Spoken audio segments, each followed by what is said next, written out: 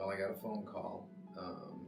It was about 11 o'clock in the morning. Jill had already been admitted to Borges Hospital, and the call was, I think there's a problem.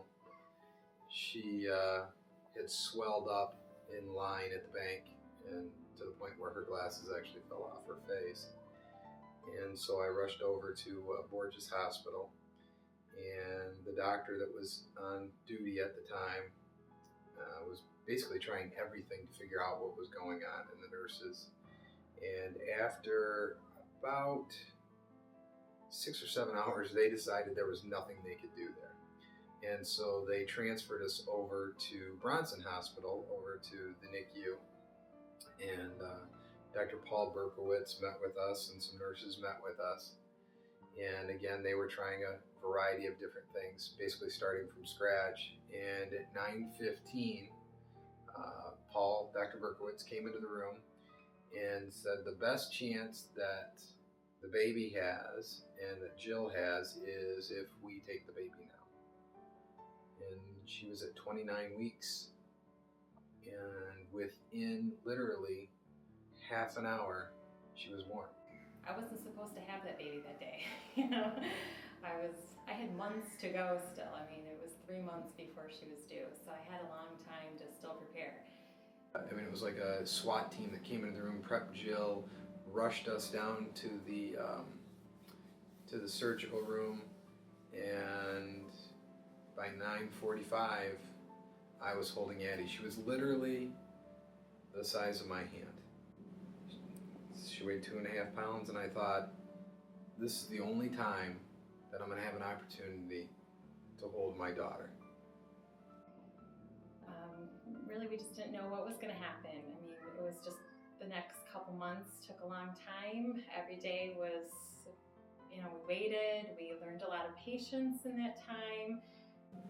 I just felt that she was going to make it, because the people that were there knew exactly what they were doing. There was no doubt in their minds. There were a lot of scary moments.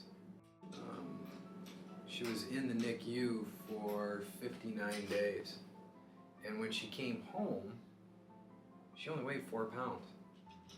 She was still smaller than either of our 2 other children, who were full-term babies.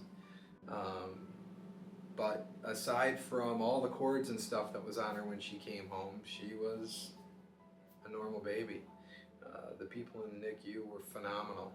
And now she's 3 and good to go. Addie had probably been in the hospital for about a month. She was still in the regular NICU upstairs, and I was driving there to see her, and it happened to be the day that the March of Dimes walk was going on downtown. And all of a sudden I was at this red light, and I was like, where are all these people coming from down Burdick? And I looked down, and there's just this sea of purple shirts and balloons and strollers and happy faces and babies and kids that have grown up. And I went and I realized it was the March of Dimes, and they were walking down past Bronson, and they were all walking to help make babies healthier.